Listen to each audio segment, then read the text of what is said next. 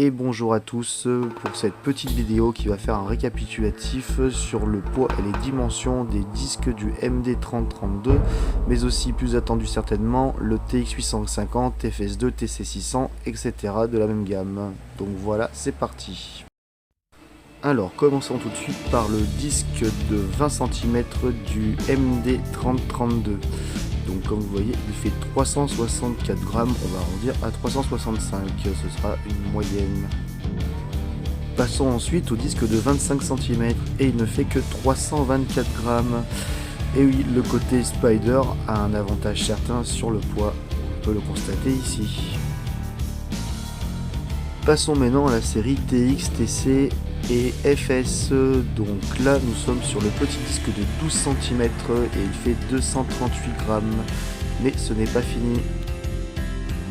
Je vous présente maintenant le mien. Donc il est un peu plus lourd, il fait 298 grammes, 300 grammes admettons, tout simplement parce que le mien déconnait et en fait c'était dû à un manque de résine. Donc je l'ai démonté, j'ai mis de la résine et ceci jusqu'à ras-bord. Donc je pense que l'autre il y a beaucoup moins de résine mais qu'elle couvre tout juste la bobine. Donc voilà.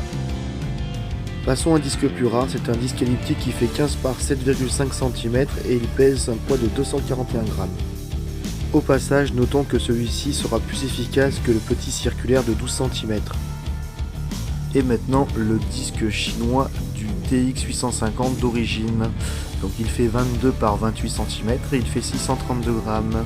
Mais attention, 632 avec quelques petites modifs, il a une patte toute neuve car l'autre était cassée et un petit peu de mastic au niveau de la sortie câble du disque car ça prenait un peu d'humidité. Donc voilà, passons au suivant.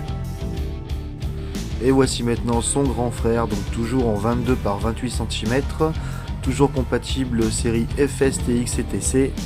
Mais cette fois ce n'est pas du chinois mais du russe et ça c'est très intéressant. Le disque ne pèse que 495 grammes.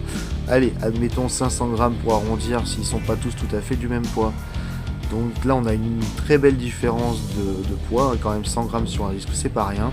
Et en plus je peux vous assurer qu'il est beaucoup plus stable que la version chinoise pour approximativement le même prix.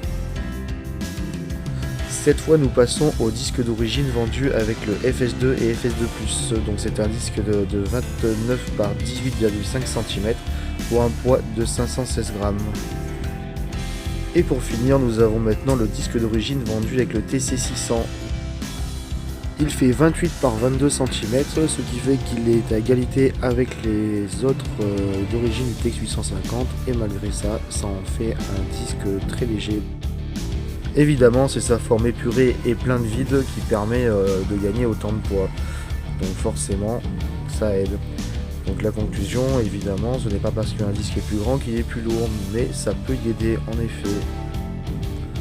A noter aussi que ce disque est beaucoup plus stable que le disque d'origine du TX850. Donc il est plus léger, il est plus grand, il est plus stable.